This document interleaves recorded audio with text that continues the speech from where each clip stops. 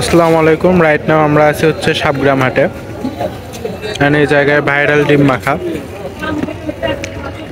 এদিকে বেগুনিও আছে, পেঁয়াজি আছে, রসুন আছে।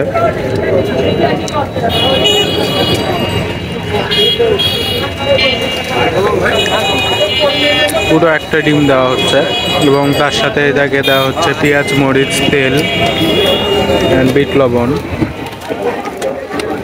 ছোলা অ্যান্ড চানাচুর। বেশ মজাই খাবার।